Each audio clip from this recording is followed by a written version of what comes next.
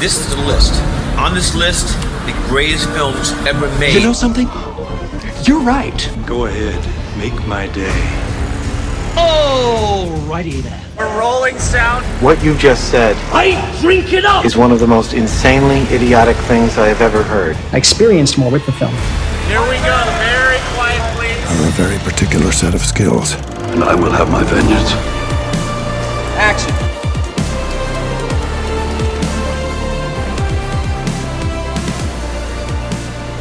All right, welcome everybody to the first annual. No, it's not annual. To the first episode ever of Film Reel. Inaugural. That's why I got 3 people on this podcast, because it takes 3 heads to make a podcast this good. Film Reel podcast, a movie review podcast. You see John virtually below me flexing. He's joining us from Big Texas. He's joining us from Big Texas, fresh off riding his eagle and shooting AKs. You know what I'm saying? He's a motivational leader. Buy his book. Buy his book, everybody. My AR-15 in here, but I don't. That would have been quite an intro. Dang it. Yeah, Jonathan. John North, say what's up to the people. Hey, what's up, guys? Hey, right now I'm drinking a white gummy bear rain. Jeez. Woo! We're jealous. Oh, it's something I've been doing, guys, really quick. I've been doing these oils. Wait, what is that? Look at this. I don't know, Dean can't see this, but hold on. Look. It looks like incense. It is.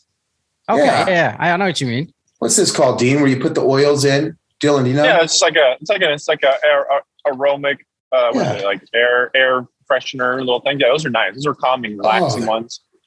So what I'm doing right now is lavender. Sorry, Dylan. No, for those listening, John is in a Zen state right now. He's got some like lavender aromas going around him, and he's drinking a lot of caffeine at the same time. So I feel like John's going to start pitching me on crystals on a Zoom call and give me to buy his crystals. This is just one big pyramid scheme pitch. So thanks, guys, for listening. You too could be a millionaire.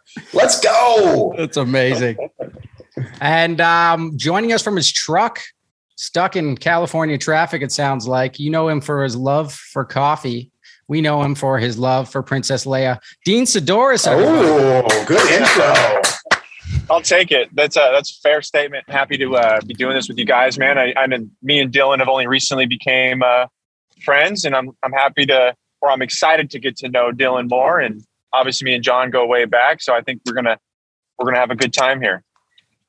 Yeah, we're going to start with some, this is a Christmas themed, I guess, movie review today. Sometimes we're going to be picking apart single movies from top to bottom and giving you our real honest opinions of the movies. Well, look, first of all, and let's not forget, Dean is the CEO of caffeineandkilos.com. Mm-hmm. Yeah, we got to plug that, caffeineandkilos.com.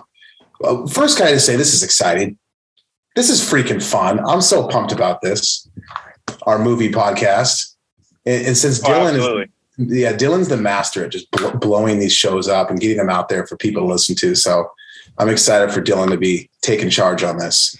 Dylan, you're a talented podcaster. You're so good at what you do. I love your guys' podcast. And I'm just excited. I think that all 3 of us, we have good chemistry. We love movies. So I'm excited to just talk movies. The love of movies, the sentimental connection, right, Dean? We always talk about that, where movies we're connected to, you know? So I just wanted to say that. I don't mean to ramble, but but go ahead, Dylan. I would say good movies we connect to, right? I think that's part of like being like a filmmaker, is trying to get the audience trying to bring them into your world and make them feel something. So I think it's hard to get that connection with some movies. I don't think every movie just has that sentimental connection. I think we're seeking here on the Film Reel podcast. Oh, that's what it is. This is what we're seeking: sentimental movies that make you feel something, whether it's good, bad, or sad. Well, like Dean, him and his father. Sorry, Dean, I don't mean to speak for you, but you and your father, Dean, have a connection with the Star Wars. You know, and you guys used to watch that as kids, and it's a sentimental connection, right? No, absolutely. And honestly, I got into movies in general just with my dad. Like, he was a big movie. My dad liked good movies like Star Wars. Yeah. but mostly just like all like the really good classic movies, you know, like things like the good stuff, you know, the Goodfellas, the Miller's Crossings, the Coen brothers, you know, anything that they make, you know, like all the good stuff. And we just watched, you know, we watched. I learned a lot about movies that I would never probably have ever even seen, and never really got into movies. It wasn't, you know, for my dad. He just loved a good movie. And I'm like that with movie theaters. I went to movie theaters with my dad growing up as a kid, my whole life. And me and him would just go to the movie theater, buy a big bag of popcorn, get a bunch of red vines, a candy, and a giant Diet Coke. And we'd sit right next to each other. And obviously sit right next to, you know, we'd be just cuddled up next to each other. That'd be weird if you didn't. Yeah, just you're over there, Dad. I'm over here. And we just go to movies. We go to like 2 movies a week. You know, so go into the theater. I take my kids to the theater. I'm like, it's the experience that's really remarkable with movies too. You know, and it brings us together. But before we get started, by the way, I want to say you got to see Pig. I know I was talking to you guys off there, Nicolas Cage, and we talked about doing a podcast here basically about Cage movies, maybe like a top 5, and you know, maybe some bad Cage movies, some really good Cage movies. But everybody out there's got to go watch Pig. It's in my top 10, possibly in my top 5, and it should win an Oscar or an Academy Award. Honestly, there it is. Get ready to thank the Yeah, Academy. that's a bold move. I got to see it though. I can't give you any opinion on it based off of hearsay. I'm going to watch it for myself. Okay. But Dylan, I know Dean so well. He's going to watch Pig. And by the way, Dean, please watch it like legitimately. Turn the phone off. Oh, you know, I will. You know how to watch movies. There's a way to watch movies, right, Dylan? Like you got to just turn that crap off and just watch the movie. No phones. But I can't even have a friend next to me on a phone when a movie's on. No, get out of here. Yeah. I know for a fact that Dean is going to watch that movie and call me crying. He's going to be bawling, saying, okay, John, you're right. All right. That's a tall order. That's a tall order. Dylan, what do you got for top 5 of Christmas movies? So actually, let's go over the other Christmas movies at the end, or like after this, sorry. Let's start with another movie that I hear is in your top 10. We'll just briefly go over it. It's called The Family Man, correct? So yes, not Nicolas your Cage. traditional. I didn't know this was even a Christmas movie, but it is based on Christmas Eve. So we have to put it in the conversation for a Christmas movie. But basically, if you haven't seen it, it's like a man has a glimpse into what life might be like if he chose a different path, right? Something we all ponder over. What if I would have made this choice? Maybe it leads to regret. Maybe it doesn't. Who knows? But man makes a decision and he has to live with it. And he gets that glimpse to see what it would have been like if he didn't. And I think it was based off It's a Wonderful Life, that like old 1950s, 60s movie or whatever. Absolutely. Yeah, definitely lots of hints of that. And we kind of discussed it earlier too, like potentially even almost like a little bit of a Scrooge vibe. And what was the other one we said, Dylan? There's another movie that it kind of reflects on. Yeah, it's kind of got traditional Christmas undertones. Yes. And a lot of love and a lot of sentimental moments. Yep. Well, I love too is that we look back in our past with different paths. We look at our past on different paths we could have taken. And it really is kind of like Inception, you know, it'll kind of play with your mind. What if? And that's what that movie is. You know, what if this, what if that? Did I make the right decision? Did I make the wrong decision? Where would I be in life if I made this certain decision, et cetera? Oh, geez, my mic fell. So like life is just about all these little choices that we make and all these different directions that we go down. I mean, think about us doing this podcast together. I mean, all the little life, you know, kind of like the butterfly effect, all the life decisions we've had to make just for us to be here right now doing this show together. It's just crazy to think. And that's what I love about that movie. It really makes you think. But, you know, you shouldn't have any regrets. And if you do have regrets, like in this movie, you could make right on them. And I don't want to do spoiler alerts here, but in my opinion, that's what Cage did, is he understood, he made right on it. And, you know, he understands his mistake and he's trying to fix the situation. And I think this movie has a lot of self-reflecting. And I think we could all do a better job with that. Absolutely. Absolutely. I traditionally speaking, and by the way, everyone, that's why I intro John as the motivational leader. And now we can see Dean finally in his Caffeine and Kilos hoodie. You can purchase at caffeineandkilos.com. Okay. Caffeineandkilos.com. Dean, you're looking sexy, man. Look, you look like Michael Bublé. Give us just a CK'd taste. out, man. I'm just CK'd out 24/7. CK'd fresh to death. And he's got a wicked shoe game for those listening. It's unbelievable. One thing with these kind of movies where you can like trade bodies or go back in time kind of thing, I usually find them pretty corny, kind of like Freaky Friday. Like it's really hard to not make them corny. And this movie really did a great job of not making it corny. Like I really felt the high notes. I really felt the low notes. His kind of inner struggle with what's more important to him, whether it's his, this girl who could have been his wife or this really rich, lavish life that he could have had. So I think they hit it out of the park with not being corny, and that's huge with me. Yeah, I boy, you're right on the money with that. I agree with you, man. You see the struggle with both the wife and Cage. You see both characters struggling, trying to figure this thing out, and if this really happened, if this was possible and an angel really came down and made this happen, that's how pretty much it would look. Like, yeah, it was it's pretty real life. It was pretty realistic in the fantasy sense of it. Yeah, well put. I related to so much of it, and I was texting John as I watched it for the first time because he made me watch it. just kind of like he's trying to make us all watch Pig.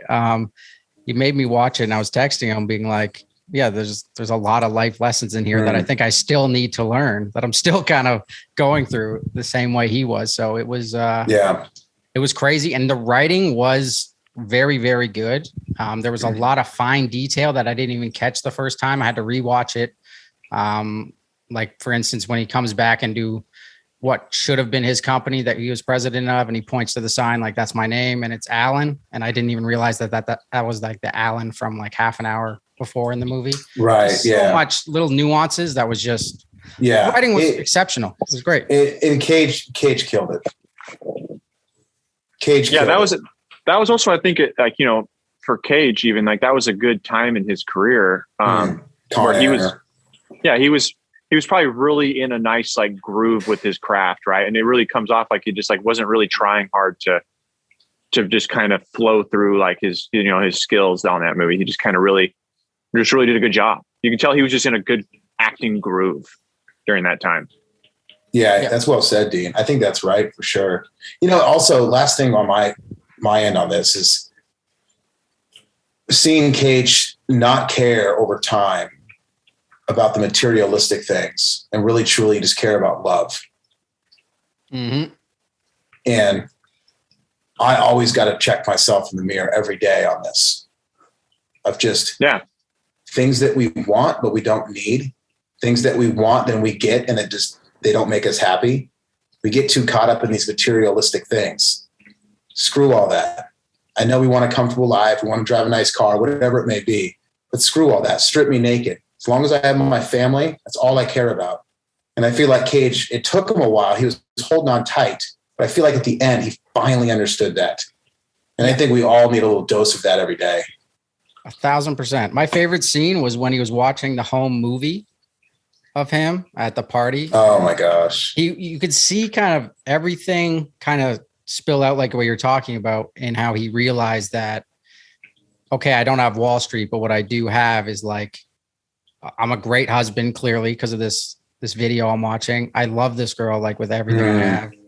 And something that is now important to me that I didn't even like think of growing up is now like he just realized so much in that one scene that like, this is what actually matters to me. Like it was insane how well that scene was for me. Dylan's going to make me cry, Dean. That scene almost made me cry. He's going to make me cry. I'm getting emotional right now because I know we all have families, and it's like, this is the only thing that matters, man. Yeah, that's really it. And at the end of the day, like you said, that's all that matters. I think Dylan really hit it on the head there. It's had definitely a powerful way to kind of wrap it all down and wrap the whole movie up, and that was a perfect little ending piece to it. Before we move on to other Christmas movies, I'm curious of what your guys' opinion is. Who else would you have want to see try to play that character that Nick Cage played? Well, that's a good question. For me, from what was that? The early mid 90s? It was 2000 exactly, I think. Okay. Gosh, it's so hard to see anybody but Cage. You know, it's like ingrained in your mind. I know. He did a terrific job. And, you know, you could go either way with Nick Cage movies, but I think in that one, he honestly did a terrific job. Like, it is hard to picture someone else. It would be too different because he's kind of got a unique way of being serious, but also like unintentionally funny. Where like only third person I could probably think that would replace him would just be make the movie a little bit more comedic. Maybe like a oh man, I don't even know. That's a tough one. That's a tough question.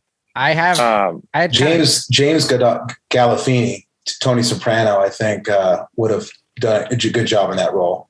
That's a good one. Because he's like serious, but also can kind of be quirky, funny. Like to me, the movie was definitely not a comedy. So like, I don't know what Netflix is saying, like, oh, this fun Christmas comedy. Like, no, but there's funny parts, and you know, Nicolas Cage is quirky and he's Cage, right? So like sometimes you're kind of laughing, movie, but any well-written movie has to have some form of comedic relief in that genre, at least, like to break the mundane flow of the movie. You need that to kind of come back and in and out of like an emotional state while you're watching it. You got to have those pieces in there, but no, he was unintentionally funny, I think, and it really showed. And like they did have the funny best friend as like Jeremy Piven's character played. Love that actor. Who was also great. He had a very He had a very, I wouldn't say small role, but pretty minute compared to how much Cage was on screen. But it was great. Important. But it was important to the story. Him coming in that movie is important to the movie to kind of like bring us, you know, make it not so depressing or not so sad. You got to have Jerry Piven come in and kind of spice things up. Absolutely. Well, you know, another thing too, I was just thinking, and I do want to get your guys' two answers on the actor. I said James, and I want to get your two answers, but really quick, what I actually loved about the movie too is that his life before the angel put him in this new life, would have been life, if you will, was he was happy. He was rich and happy. Yes, he was lonely, but he was rich and happy. So it wasn't like he had this horrible life. He had a good life, even though he was kind of shallow. There was missing pieces. And then he found out like, oh my gosh, having a family is 5,000 times better than my Ferrari or my job or anything like that. Because look how happy his friend was, the bowling team and whatever, you know, the little bar that he had in this little, you know, lower middle class neighborhood home. Like he was the happiest dude in the world. So I think that was pretty cool. Yeah, I think now that I've had a little bit more time to think about my answer, I would probably go with like maybe like a Tom Hanks. Damn. Oh, yeah. That's a blockbuster. That's a good one. I think Tom Hanks could have done that. It would have been probably a little more silly, but I think it still would have worked. I just don't know how much I can see Tom Hanks in like the super kind of like hooking up with like random chicks kind of thing. But they can just you know, maybe even rewrite a couple pieces of the story to make it still work. Like maybe he's just like a workaholic instead of like a party boy, you know, a playboy. They could have just made him like a workaholic who doesn't care about anything but money.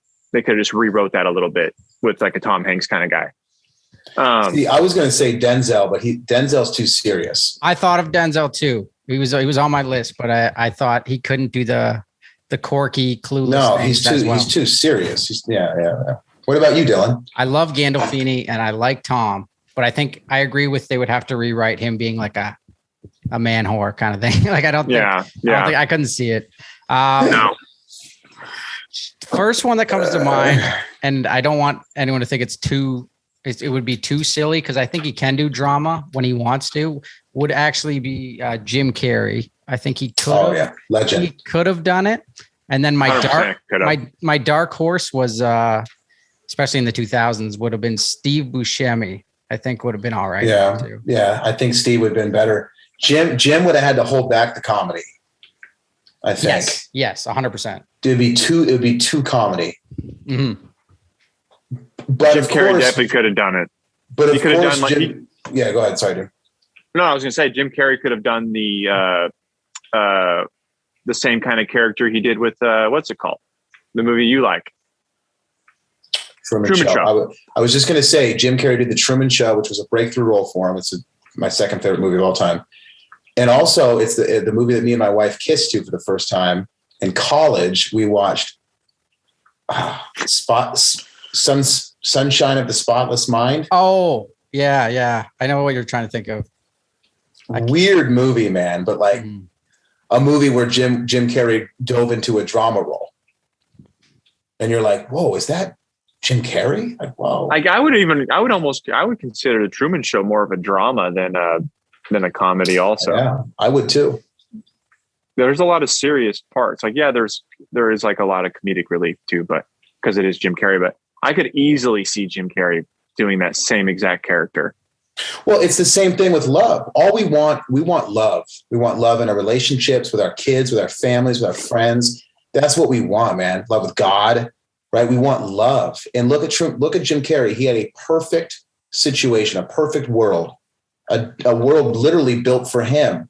And because there was no actual love, all he wanted to do was leave. Mm-hmm. Crazy. Yeah, the movie's so, I definitely have not seen as much as John, but every time we talk about it, you start to realize like how good of a movie that really is. Oh, and the whole concept of it's bizarre because it's just like, oh man, like this is like kind of reality, like in its own way, No, it's interesting you say that, Dean. Chris Stuckman, I think I'm saying his name right. Big movie review guy on YouTube. I love him. He just did a whole segment. We're gonna beat him though, Dylan. We're gonna beat him. He just did a whole segment on movies that he once reviewed and watched, didn't really like, but now loves. Because time has went by. He's seen him a few more times. He's a different person. He's grown. Yeah. And one of those movies was Godfather 3. Ah, okay. And I've been saying this. I literally called my wife and pulled over on the side of the road and called her. He did a whole 5-minute segment on the scene where, spoiler alert, the movie's scene, 30 years old. Yeah, I know. It's Godfather. See Godfather. The scene, and literally, if I speak about it, I start to kind of get teared up. The scene where Al Pacino, when his daughter dies on the steps of the opera house, and he has her in his arms, and he screams for like 2 minutes, but nothing comes out of his mouth. He just silence, but he's screaming. Oh, I've been saying that for 10 years, how great of a scene that is. And he gave that scene a lot of respect, saying like that scene right there, like I didn't appreciate that scene, but now I do. Little things like that, Do you think because he's felt more pain, maybe? I think so. I think we've been through so much, gentlemen and ladies and gentlemen watching. It's like emotionally, we've been through a lot in life. And I think as we get older, we understand it more. So we see a scene like that where Al Pacino's screaming, but nothing's coming out of his mouth. We're like, if that was one of our children, oh my gosh, man. Like that's like, you just feel scenes like that even more, Yeah. And you were talking about, sure. You mentioned how Nick Cage's character was somewhat happy, or he seemed happy on the outside to us viewers. And then he didn't have love, but he kind of crossed that bridge. You guys both being like, having successful businesses, do you guys think you guys could be truly happy with your businesses now without having that missing piece of like love or a family? Shoot, man, that's a tough question. I don't think so. No, I don't think I could find, I don't think I would find any really much sense of like accomplishment or for like fulfilling any like desires just through business alone. Never. No, I would just be pretty miserable, probably. What about you, John? I'm just so jealous of Dean's lighting right now. He looks great. Oh my gosh, the background, like It's because it's been raining. It's been raining all day here, so the sun's kind of finally peeking through the clouds. It looks kind of majestic, huh? You look amazing. I look like I'm in a pumpkin. We got to get you we got to Amazon you a ring light. A ring light. Like a little hello. Yeah, your room's got progressively darker as this. It is. It's getting darker outside, and there's there's a foot of snow here, so you guys are both. There's a good little honestly, John. There's a little ring light you can clip to the top of the top of the computer. It's like a little circle light, and it'll put some good lighting on you. No, I need to next time, Dylan. I'm gonna send. I'll have better lighting. That'll be your Christmas present. I'll send you it. Hey, do it. I will admit I've been hit in the head a lot in football. I've died, and I wasn't too good in school. Can you repeat the question because I don't fully understand it? So the question was, you mentioned that Nick Cage was happy without his wife, right? Mm-hmm. He seemed happy on the outside, but he was still like missing something. But overall, he seemed pretty happy and living a good life without having his wife or soon to be wife. With you and your business, you guys have both successful businesses, I think, in my eyes, compared to me. Definitely way more successful. You're on the come up. How do you think you could be maybe not as happy? Do you think you could be happy without your wife, but still doing what you're doing now? Well, here's how I'll answer that. At the height of my career in weightlifting and in business, financially as well, I was making a just tremendous amount of money. To the point it was just monopoly money. I was suicidal, an alcoholic, and I was about to get a divorce. So that's a true story. I'll leave it there. The most depressed time in my life was the most successful time in my life. Damn. So, yeah, I'll just leave it there. Not much else to say. I love what I do, and I love what I do, but I just, you gotta self-reflect. You gotta grow. You gotta change. Sometimes you gotta go into those. You gotta fall. Sometimes you have to fall. And you have to realize what's important in life. So. See, I knew going into this podcast, I wanted to keep it light and happy and fun. But with John, he's got too much motivation in him to just not let it out. And it just happens, guys. It just happens. Anytime me and Dean to get together, we always get our violins out. This is fair. This is true. The skeletons come out of the closet just for a little bit. All right, you guys can go back inside now. That's amazing. You guys can pause the podcast right now and go hug your wife or your loved one right now and come back. Let's go back. Dylan, are you and Kaomi going to have kids? Whoa. If I'm not sterile by now from all the oh my gosh trauma, I've had a lot of testicular trauma as a child. I almost lost one of mine. And then with these shots, who knows? I don't know. Yeah. If I can have kids. Yeah, shoot. Be careful what you say because you're about to get canceled. You're about to in Canada. Did he just say COVID? There's going to be a knock at your door. But we were, ours was kind of a one night thing, like a one night stand type thing that's going on like a year and a half now. So I don't know. It's been great. I didn't expect it. It's one of those things where like I said about Nick earlier, where he didn't realize that what he wanted the whole time was kind of right there, but he just chose something else. It was kind of the same with me. Like I was chasing something else, and then we just kind of met, and it's been great ever since. Yeah. I got extremely lucky.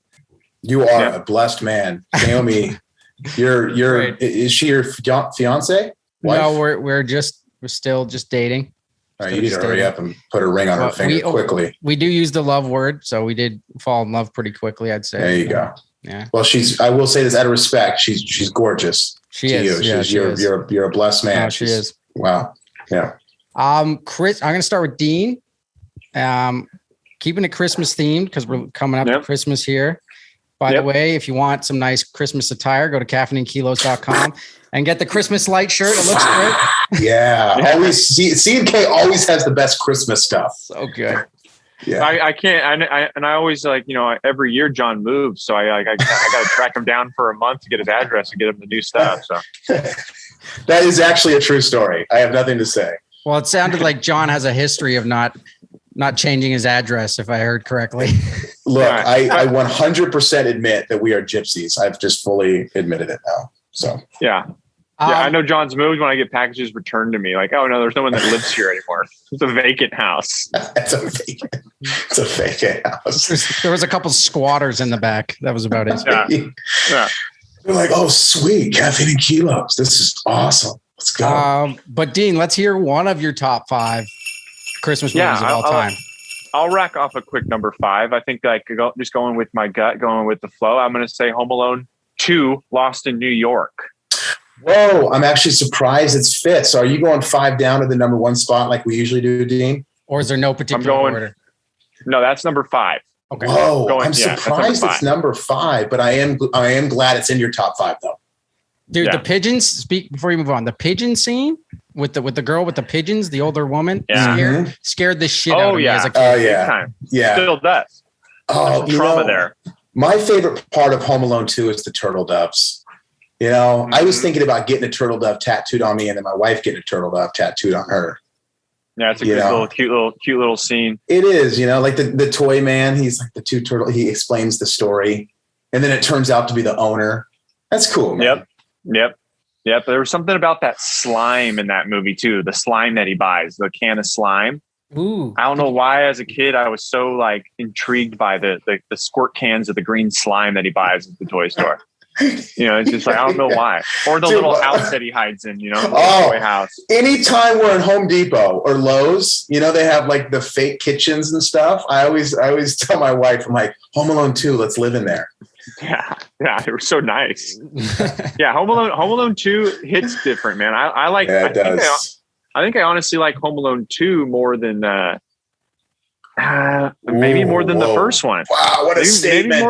Maybe more than the first one. I think it's better tricks. Maybe it's better tricks. I think the first one's just we've seen it so many times. That could be it. That could be. I did watch it. I watched it this week. So. The ending's amazing. In front of the Christmas tree, he unites with his mom. I love the ending when he gives the turtle dove to the pigeon lady. Mm-hmm. My wife always jokes they would die. All the bad guys, what they go through, they'd be dead. It's just hilarious. When he gets electrocuted in the second one, it's fantastic. He turns to the skeleton for a second. Because, they went too far. I told my wife, they went far for that scene. She's like, yeah whatever. It's my favorite part. Well, wait, one last thing on Home Alone 2. The scream he makes is just so funny. I love the hotel. The best part of Home Alone 2 is the hotel front desk guy. Yes. Deuce Bigelow. Rob Schneider. Oh, he's in it? No, not Rob Schneider. The other guy. I love Rob Schneider. Oh, the other guy. Rob Schneider's in it though too. Yeah, he is. But then the other guy that's always plays kind of like a villain kind of role guy. I can't remember his name. He's always trying to catch him up.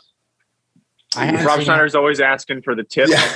He gives him gum and stuff. Oh, it's coming back to me now. Yeah. I haven't seen Home Alone 2 enough clearly, but I do remember. 2, I think I like better. Plus, I always just had a love for New York City. Just the idea of New York City in Christmas time. I've never been during Christmas time, but I've always wanted to go there for Christmas, and just the energy and what you feel in New York City and the Christmas in movies and stuff. I think it's pretty important to just kind of our culture, right? Mm-hmm. So I think that part of it's really sentimental. I agree. What about you, Dylan? I guess we're going 5 down. So what's yours? 5th? The 5th's the one I don't have. Oh, shit. Yeah, I can go first. I got a 4. You do one more. You do your 5th. All right, I'll first. do. You think? All right, I do 5. I didn't really write. Dean threw us on a top 5 list here, so we got to roll. I will say this. I will say at the top of my head, I'm going to throw you a little bit of a curveball. I'll throw you a little bit of a curveball to the listeners here. My 5th favorite Christmas movie is a new one called Claus. It's the cartoon on Netflix. I think it came out only a few years ago. Okay. But I just love it. I watch it the last 3 years I've watched it. My kids watch it. It's got so much meaning behind it. It's a great movie. It's just, that's my fifth. All right. I'll have to check it out. Good. Watch it with, I like a good cartoon. Christmas. Watch it with your family, Dean. You'll like it. The best cartoons are when adults can have a good time watching it. Like that's critical to me. Mm-hmm. Like Toy Story. Because they have staying power. Once the kid gets older, they can still enjoy it, right? Yeah, like Toy Story. Toy Story is great. My fifth is very played out at this point. But it's written by like one of my favorite film people of all time. It's called Elf. Obviously, everyone's seen it. Oh yeah, John Favreau. Jon Favreau. Yeah, he's one of my heroes. Wow. And there's one line in the movie that never seems to fail to make me cry laughing. It's when they're pitching. They have that room where they're pitching like stories. Like that's the whole theme of the movie is they need a new book to come out by Christmas. And he's like, "What about a tribe of asparagus children?" but they're embarrassed. But they're embarrassed about the way their pee smells. And the guy goes like this. He goes,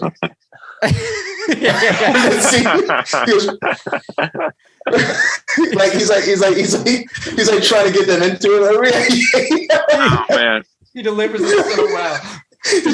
so well. And they pee and it's actually a great concept for a book. That's a great concept. Also, how do you write that? How do you even come up with that idea? Brilliant. I don't know.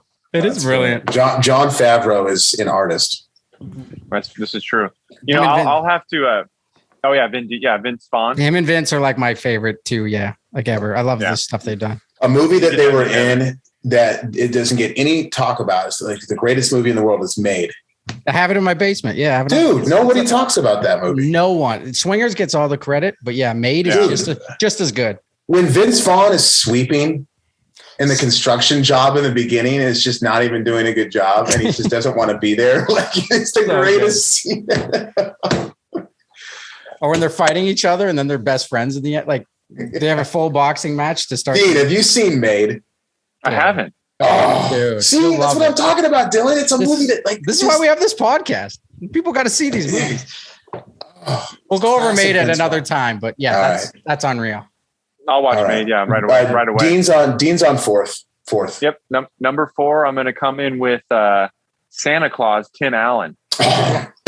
So nostalgic for me. So nostalgic. Great movie. Love the concept. Love his transformation that he keeps trying to like hide, and the beard pops right back up after he shaves it off. Like, man, I've seen that movie 100 times as a kid, and I honestly haven't watched it recently. But it's so good. The tinsel. They break them out with the tinsel. Yeah. Love it. I'll go fourth for me is the Christmas Story. Oh, yep. I forgot about Christmas Story. Yeah. Damn. Story. You're gonna poke your eye out. Yeah, you can't. That's probably one of the most classic. I did like as much as I do like it. Don't get me wrong, but it's not like a must watch every year for me. It's kind of too heavy. Interesting. The pacing nowadays, like I want like really really upbeat Christmas movies that I watch now. Like I really want. It's we've already seen it 3 times. It's on the list. I need to watch. I'll pull it back out this year. It's definitely a very well done, very great classic Christmas movie. I just been leaning towards more of the silly kind of more. Well, it is. The kids do kind of like short attention spans, right? Yeah. Yeah, they kind of stop. It's a little bit of an older movie, and there's some adult stuff, and so I gotta, Liv, Lincoln, come here. It's the funny scene, and kind of almost have to force them to watch it type movie. Yeah, You don't let them see the lamp leg. Cover their eyes. I tell you right now, that movie would not go in 2021. No. Fragile. Fragile. Yeah. I tell you, my mom washed myself. Well, I can't even speak. My mom washed my mouth out with soap one time in my life, and every time I see that scene where he has to do it, I can taste it again. Oh yeah, wild. No, but for some reason, the one that he had was like red or something. It almost looked like edible. It was like it just looked like I was like I've never seen red soap before. In my head, at least, it's red in my head in the movie. But you know what? It's for how bad he wanted that BB gun. We can all relate to that because we wanted something in our lives as a kid that bad. Like I wanted the N64 so bad. I couldn't even breathe. And when I opened that gift up, I mean, classic, like 1998, like just our childhood memory, right, Dean? Dylan, how old are you? 29. Oh, you Okay, cut the tail. Okay. N64. I was jealous of N64. I didn't You get cut the tail. Yeah. I didn't get a system till Xbox 360. Like I grew up kind of poor, so like I didn't get a system until I was in high school. So I was just jealous of everything. You caught the late. You caught a little of the back end of the 90s, a little early 2000s. Yeah. You're old enough. Okay, you get it. So, but yeah, Dean, the N64. Come on, dude. Yeah, that was I remember that. I remember the N64 clearly, very vividly. I was actually, my parents were divorced, but I remember getting it and for Christmas with the Mario 64 game, and just playing all those missions on Mario 64. GoldenEye. Yeah, GoldenEye. GoldenEye. I would play. I didn't have GoldenEye, but my buddy did. And I'd play it at his house because there would be like almost like when I'd go to my dad's neighborhood, that's where GoldenEye was at my buddy Robbie's house. And that's we'd all summer long. That's all we would do, just play GoldenEye, four screen GoldenEye. He had the bigger box TV on the ground, and the wooden mantle, Dude, it was like literally like out of an ad or like in a movie scene. It was like the most 90s thing ever. But we'd all be sitting there. I miss the 90s. All sitting on the floor with our controllers, just like fighting over which color controller we're gonna, play with, and what character you were picking. You can't do Odd Job; he's too short. Can't do cheater! Odd Job. Can't do Odd Job. I always picked the unlocked people, like the Moonraker people. They wore like the gold suit. They were like at the very. There was like if you had like a cheat code to unlock all the characters from the Moonraker people or something. I can't remember. Yeah. But yeah. All right, I tell you, complex proximity mines. I won every game. I'm just going to say it. They're unreal. There was one game called Conker's Bad Fur Day for that system. It came out just after GoldenEye, equally as good, but there's like 10 copies in the world of it. Like it was so hard to get. Oh, right. And then there was Perfect Dark. Which like the answer. That was like the answer. One of the answers to GoldenEye. That really took off. Was that a cheat code? No, it was a game. Oh, it was a game. Okay. Yeah, it was a game called Perfect Dark, and it was like basically another version of GoldenEye that was pretty popular. It was like near like the end of N64 though, before like PlayStation 1 came out. Tony Hawk. Yeah. PlayStation 1 and then all that. But yeah, number 4, Santa Claus, Johnny Boy. Oh, me? Oh no, I said Christmas Story. Dylan's up. Oh, Christmas Story. You're right. Oh, and little fun fact about Christmas Story: Peter Bingsley, the kid, is in a lot of stuff with Vince Vaughn now. I knew that. I heard probably, that. Yeah, you probably wouldn't recognize him, but like he's fully grown up and he directs stuff and he's in stuff all the time as like a side character. Cool. But when I find that out, I freaked. My 4th is a movie called Just Friends with Ryan Reynolds. Oh, that's a good one. Great movie. And he's great movie. He's a former I was just fat talking kid. about that movie with. Yeah, so good. My wife likes Friends. Ryan Reynolds is a great actor, by the way. He's good. He's a good actor. That's a good movie. I've only seen that once. Maybe I gotta revisit that one, Dylan. It's worth a second watch. Very comedic though. Very classic Ryan Reynolds. Yeah.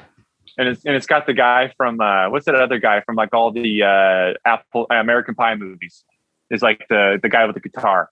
Oh my! The guitar guy. Yeah, the football player in or the lacrosse player in American Pie. Yeah, Ross or he has a weird name in American Pie. It's like a movement is his name. Oh, like Rush or some shit. I can't remember. A movement is his name. It's like something like that. It's like not your real name. Yeah, it is. That's a great one though. Just Friends is good. That's a good one. Yeah, he plays Dusty Dinkelman. Dusty. All right, Dean, you're at 3. Okay, number 3. I'm gonna come in hot with number 3. This is where it gets tricky. This is where it starts to get, a little tricky. Number 3, I'm gonna go Jingle All the Way. with Oh. Sinbad, Arnold Schwarzenegger. Fire. Turbo. It's turbo time. Can we just take a pause and just all agree that Sinbad is the greatest actor to ever live? And why is he not acting still? Look, one of my favorite Sinbad movies, one of my favorite movies of all time, is The First Kid, where he's the bodyguard to the president's kid. It's a great movie. Sinbad was the Kevin Hart before Kevin Hart. That's a good comparison, actually. Oh, what about Sinbad? What about where the dentist switch? The Witch? Yeah, that's a house guest.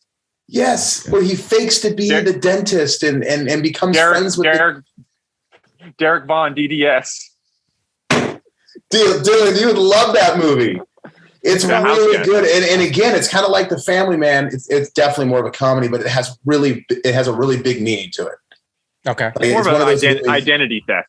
It's more identity theft than Angels and Second Life. Yeah, it's oh gosh, that's a little more believable, a little more real, I guess. It could happen. It's Sinbad's best movie.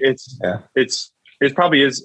First Kid and that kind of came out pretty close together, if I'm not mistaken, right, John? Like probably a couple of years apart. Yeah, that was the peak of his like career when those two were classics. House Guest, I love. I watched House Guest probably 100 times when I was a kid. Damn, I've never seen it. But I do agree with you that Sinbad is very good. Like I watched Jingle All the Way last week, and he stole that movie, I think. Oh yeah, I watched it. We watched it this week. It's on Disney Plus. Very good.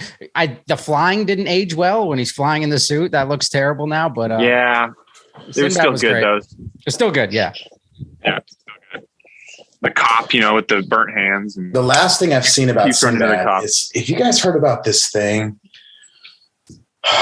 it's like a documentary that came out on, I think, Netflix, and Sinbad is heavily in it because it has a lot of Sinbad movies. It's about the 90s. Well, it's about movies in the past. Forrest Gump was one of them. Movies in the past. Movies that shaped us. No. This is like this weird conspiracy. Movies have changed.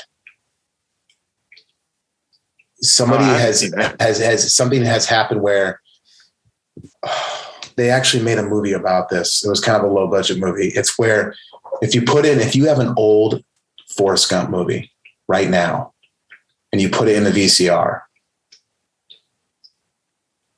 it has changed. Are you talking about it's like it like things that we thought we remembered never actually happened? Yes. What? But like in movies. I think I know what you're talking about. I think I've heard about this kind of stuff before. Or like there's like supposed to be like a book about like bears that everybody thinks came out, but then it doesn't exist. That's fucked up. There's just some weird stuff. Well, like everybody remembers the name, but it never really came out. But they never really existed. Or like there's like in one of the Three Little Bear books, there's like a part that everybody like repeats or says, but that it was never in the book. It's like weird. That is weird. Glitch. Yeah, it's even weird. Like they talk about how like Forrest Gump's main line said it was certain about the box of chocolates was said a certain way. And everyone knows that. But then if you go back and watch it again, it's changed. It's talking about some sort of like time travel. Somebody went in. It's really complicated. I forgot there's a name to this. You got to Google it. Maybe in the comment section below on YouTube, somebody knows what we're talking about. Mm-hmm. Has it changed, or do we just suck at quoting things and we all misquoted it the same? Dude, there's people out there that say it's fully changed. Damn. I like weird stuff like that, so I'll definitely probably look into it. It's fun just to. That's why I guess that's why Rogan has a career, right? Yeah, it's something Rogan would talk about, right? Right. Yeah, for sure. Well, this podcast is going to be the next Rogan. John, for movies. What's your number 3, John? Oh man, I got to say Elf. I know that I wish I would pick something that we haven't talked about yet, but I love Elf. That is what it is. Yeah, it is what it is. Yeah, I've seen it a little too many times, but yeah, it was still on my list. I want to wait. Movie. I'm going to wait a couple years. I'm not going to watch it this year and just wait a couple years. 6-inch ribbon curls. That's impossible. 6 inches. 6. Santa. Someone's out for my job. The code name is Santa's got a brand new sleigh. My third is Family Man. We've already talked about it. And I just saw it like 2 weeks ago. So that's how much of an impact it had on me. Wow, good. No, I'm glad. That makes me happy, Dylan. That does, man. That makes me happy. Runner up might be Bad Santa there for that third spot, but yeah, Family Man. Speaking of Billy Bob, have you guys seen his show on, is it Netflix? Maybe Prime? I can't remember, but Goliath. Ooh, I've not seen it. Mm-mm. Oh, I just saw Fargo though, and he was phenomenal in Fargo. Oh my gosh, yeah. Watch Goliath. They're coming out the 4th season right now, dude. Oh my golly gee willikers. It's one of my favorite shows. Fargo the show, not the movie. Yeah, Fargo the show. Yeah. I haven't seen Fargo the show. No. Really good. Really good. I gotta watch that still, but I'll watch Fargo. You guys watch Goliath. Okay. Yeah. Shout out Billy Bob. Billy Bob. All right, Dean's all right, on. so I'm on 2. Mm-hmm. I'm on number 2. Yeah. Yeah, I'm on 2. Yeah, I'm on 2. Man, this is a tough one. I know what my number 1 is for sure. And my number 2 is like, man, is this really my number 2? Maybe it could have been a little lower. But I'm going to go with the Abominable Snowman. Wow. I just grew up watching those claymations, all of those Christmas claymation movies, man. I have to put it in the top 3 because I just watched them so much as a kid. I can't remember what the whole project's called. What do they call all of them? Like all of the different ones? Was there like a name for all of them? I think there was like a name and then they were under a name, but I can't remember what the name was. Well, we were just watching the Abominable Snowman one though, was the one that really best. I know exactly which one you're talking about. Like those claymations, old school. Like we were just watching Rudolph the Red-Nosed Reindeer. Like when you're a kid, you felt like they were so real. Like you were in that world. You were just in awe. There's something about that. Yeah, I'd group all of them together as my number 2 probably because they're just so important to like being a kid during Christmas and just so iconic in that time of like the best parts of Christmas when you're young, right? The most memorable parts. That's a great answer. That's a great choice. That would probably be my number 2. The claymation Christmas. I wish I wanted to say that's my number 2, but you've already said it. That's in my honorable mention. I'm going to have to go Home Alone 2. Wicked. Everyone out, check out Home Alone 2 because we've all seen Home Alone 1 at nauseum, but I think we got. And honestly, I didn't hate Home Alone 3 with the new kid. Really? Was that the race car? I think Home Alone 3. That's with the kid. Yes. Yeah. With the remote control car. Wasn't awful. I think Home Alone 3 gets a bad rap because we're used to Macaulay Culkin and we know what we want from Home Alone. But I think if you take it as its own thing, it holds up. I think it's still good. I like the race car. I think it was done well. That's a really big statement, Dean. It's not going in my top 5, but it's I think it's definitely deserves more respect. I've never seen it. You should watch it. Home Alone 3 is good. Okay. Let me ask you a question. Are you going to You'll like it a lot. Oh, interesting. Okay. I will watch it. And I feel like it's more kid friendly than the other 2. Almost like it's more direct. But it has the same elements. The bad guys are hilarious. It's funny. See, Joe Pesci made Home Alone 1 and 2. It's not to me. It wasn't. Well, Macaulay Culkin did great. Let's not lie. But the bad guy casting in Home Alone 1 and 2, Joe Pesci, come on, just killed it. Yeah, he's great, fantastic. The fun fact with that is, when the bad guy Joe, I think I'm saying his name right, Joe Pesci. Yep. Yeah. Pesci. Do you know when in the Home Alone he goes, bucket, chicken, bucket, chicken, bucket, chicken, bucket, chicken? No, he's mad. Oh yeah. So that was ad lib. That was ad lib because he cusses so much in real life with all the mob movies he's done. that was him holding back from cussing, and so that's how it came out. And then the producer and then like the director loved it. He's like, keep doing that. So it almost sounds like he's like kind of cussing. You kind of like, what is he saying? He's like, bucket, chicken. So that was. The part in Home Alone 1 when they put their head through the doggy door is just like the best. right? When they get shot, or he sticks the gun through the doggy door and shoots him right in the mandibles. It hits the snow deck. No, that scene's so classic. Hello, so good. Pops him right in the face. It's so good. Yeah. Why are you dressed like a chicken? It's like muffled cussing. Like my dad. It's like my dad trying to fix an IKEA desk. Just a lot of muffled. Yeah, Pesci's unbelievable. Unbelievable. Yeah. Oh, him and Goodfellas. Come on. Yeah. Oh, him and the new mob movie that's like 4 hours. Irishman. Oh man, he's good in that too. That's a tough movie to watch, man. At the end, when he's in the wheelchair in the prison. Yeah.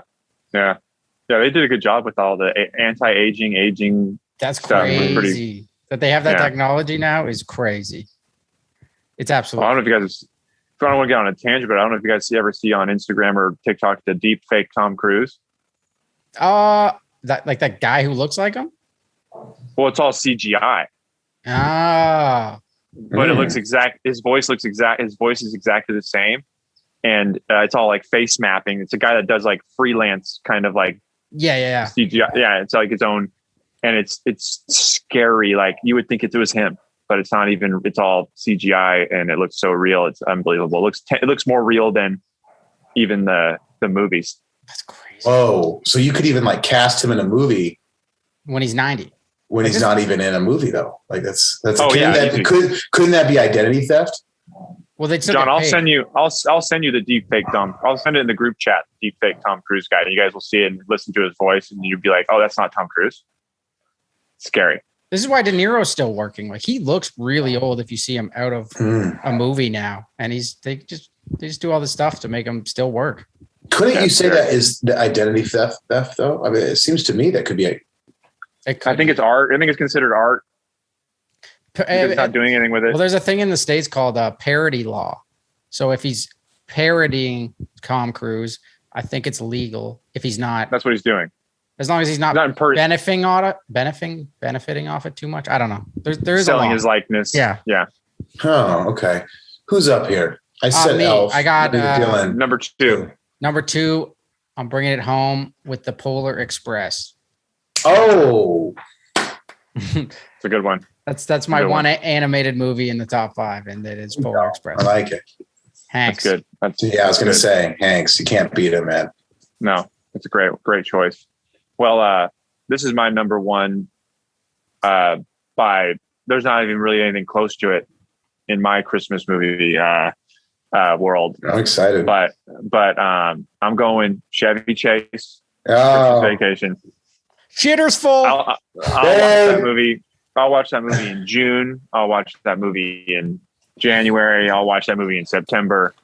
I am probably my favorite actor. Guess what? Probably Chevy Chase. Guess what? Dean's favorite Christmas movie is Chevy Chase Christmas Vacation. I'll be done in 10. Yeah. I had to tell my wife because that's her favorite Christmas movie. So I saw it for Kaomi's family. Maybe watch it for the first time last year. See, I'm with you, Dylan. I did not grow up with that movie. Unfortunately, I wish I had sentimental value to it because I just didn't grow up to it. I mean, if like Dean grew up watching that, so like that movie obviously has that it has that N64 feeling to it, you know. Yeah, that movie's. I think it's it's such good comedy. It's so well. It holds up still. It's kind of like a Seinfeld episode, right? It just kind of just holds up somehow with the writing. Yeah. Also, speaking of Vince Vaughn has been in the entire new season of Curb Your Enthusiasm. I know, I've watched it. Yeah, and he's doing hilarious in it. His character is great. He took the dude. Why can't I think of his name? Funkhauser. Yeah, he took Funkhauser's role. He's like his son, right, or something. They wrote him in. Yeah, those are like my favorite writer of all time is Larry, and then my favorite actor of all time is Vince. And then it was like once I saw them on screen, I was like, this is great. This is the best day ever. Yeah, it's been a great season. They just don't miss. But 11 seasons for Christmas Vacation. Jesse Smollett, classic. Jesse Smollett found guilty in hate crime hoax. Yeah, this is breaking news here, guys, on Film Reel. Film reel. Breaking news. I'm looking at my Oh. Instagram. Jesse Smollett guilty on 5 out of 6 charges on felonies, alleged hate crime. Mm-hmm. Well, I mean, what a waste of tax dollar money. Like it was, everybody knew he was guilty. Yeah, Like, why? We just wasted through $1 million in the street. Yeah, who in the world was like, let's see how it plays out? I don't know. It's like, I guess So that- it's just legality. I don't know. So that went to trial. yeah, what's a trial? Yeah. There's a Curb Your Enthusiasm episode right there. Like Oh that's my God. Yeah, you guys do all that on your podcast. You guys should. that's crazy. Oh my gosh. But going back to Christmas Vacation, when I saw the guy emptying the RV in the street, waving to the neighbors, saying "Shitter's full, Merry Christmas," made the whole movie for me. Yeah. Incredible. Yeah. Randy Quaid. Yeah. Randy Quaid does hilarious, man. He's just does such a great job in all those. I'm a huge like National Lampoon Vacation like catalog fan. I love them all. But Christmas is probably my favorite of them all by far. I love it, dude. I love it. John, you're numero uno. Look, I'm going to be boring. I apologize, but I have to go with where my heart is, and that's Home Alone 1. So I'm sorry, guys. I just have to. Home Alone 1 and 2 is 1 and 2. It's just like it's just Christmas to me. I grew up watching it. We watch it all Christmas with my kids. They love it. My kids laugh till they're crying. They just think it's so funny. They love the bad guys, and just I don't know, man. A lot of sentimental value and family, and it's just a great movie. So mine's Home Alone 1. Home Alone. Yeah. And I heard right now you can stay in the Home Alone house during the Christmas holidays if you pay Yeah. a little bit of It money. was like $25. Was Are you that serious? It was Yeah, swear to $25, but it was for like exclusive amount of people. I think it was maybe some people that maybe won something, but it was like you gave it an opportunity to like maybe they raffled off the entries, maybe. and then all you had to pay is $25. Yeah, but do you think they remodeled the inside and everything? But they made it look exactly like the movie. Ooh. Oh, so it's still the same, like the same. It's still got that 90s feel to it inside. Well, Yeah, the I'm not thing- even sure. Yeah, if the outside of that movie, the movie that we see on the outside is what this movie looked like on the inside, or the house looked like on the inside. I don't know. I was just going to say that because usually in film we find an inside of a house that we like the best, and then an outside for the exterior shots, and they're oftentimes not the same, right? So I've seen the documentary on Netflix, by the way. Watch it on the making of Home Alone. and it's It one is house. actually it's shot in a studio. I'm sorry. Now listen. Here's the thing. I know. But I think that they decorate the house to make it closely resemble it. Oh, okay. But the outside is a real home. That must be the Yeah, house they're outside, talking yeah. about. That. But That check must- this out. Do you know that like quarter of the way, or maybe even halfway through Home Alone, the studio dropped it, fired everybody. The guy walked. There's a whole documentary. There's a lot of drama, by the way, behind Home Alone, the making of the first one. I mean, it's a full Netflix documentary. And the studio, I forget which, some big studio, walks in and fires everyone. They say, "Got to go home. We're pulling the plug. This is costing too much money. You guys." Is that a Fox Studios movie? Yeah. Maybe I think it was.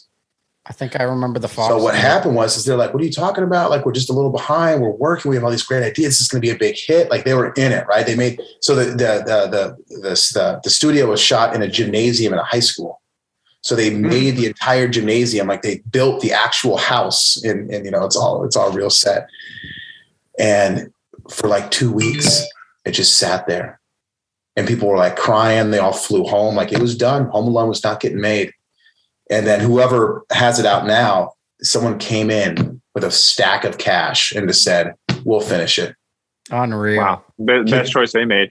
Can you imagine Easy being come the up. person that pulled that?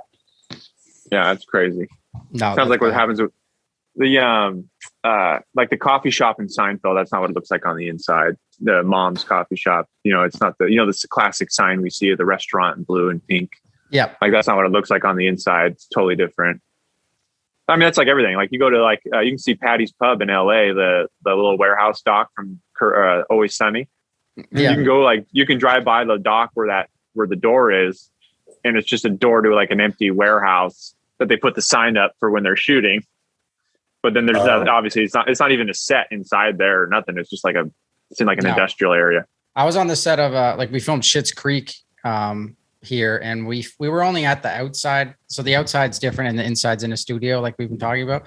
And the outside of what we shot took a week and a half because it was just all the exterior shots of the motel. And then the inside was all done in studio. So we were only at the actual motel or whatever. Wait, what do you mean, Dylan? You shot it. You do movies? I was that was a show, but yeah, I was on the production side of things. So I was just like, it was when I was like younger. I was like 23, 24 and just so you're still involved in making set. Movies like Adidas commercial? We were doing, yesterday was an Adidas commercial. So the company I'm with now, it's just a lot of commercials. But when I was did Schitt's Creek, I actually wasn't even involved in film. It was just something I was interested in. I was working at a gym, a CrossFit gym in where I'm from. And the guy who owns the CrossFit gym also owns the motel where they shot all of Schitt's Creek at. So he's like, that's in Canada. And that's in Canada. Yeah. So he's like, Dylan, I know you like movies. Can you go work on their set? They need one of our people there the whole time. So I just went and helped out. And that was kind of my entrance into. Well, that's very cool. Yeah. Very cool. That's cool. That makes, honestly, like now that I never knew that, now that I do know that Schitt's Creek was that the hotel is in Canada. It's funny because like makes sense with all the wooded areas and the kind of rural, like where it's at, like probably way cheaper to shoot it there than like somewhere in like NorCal or something. Oh, 100%. Yeah. You could go see a Breaking Bad tour where they actually have tours where you can go inside the house, Walter White's house, go to the car wash and everything. That's great. What's the other place? Oh, Sopranos. That's a real strip club. Yeah, I heard. Oh, that. yeah. Is that actually in Jersey or is it somewhere? Yep, it is. It's right there. My wife says it's the only strip club you're allowed to go to. She's like, you can go like take pictures and like, sentimental reasons. She might get thrown out for that, but yeah, It's not named out front. Yeah, out front. Yeah. It's not named Bada Bings. It's named like the Fluffy Bunny or something. It should be. Yeah. Bada Bing. Yeah. But our budget for Schitt's Creek was $5 million for the entire season. So that's not a big budget at all. So I think they got the motel relatively cheap. Cheap. Yeah, and I was obviously. Who's up for number one still? Last one. Favorite Christmas movie ever. I always wait till the last day before Christmas to watch it because it's just so much better than the rest, in my opinion. 4 Christmases. Vince Vaughn. Yeah, Vince Vaughn. I was gonna say, it makes sense. It's so good. It never gets old to me. Sad. Yeah, very funny. Very funny. And sad. It's got some sad tones in it for sure. It doesn't have like a very happy ending. No, it doesn't. But it's the chaos that ensues of going to 4 Christmases in one day, which some of us have had to deal with, I'm sure. Yeah. And that's an honorable mention for sure for me now. Yeah. Kind of forget about 4 Christmases. Kind of gets pushed down with the classics. Like you can probably consider it a classic. Yeah. Maybe not yet.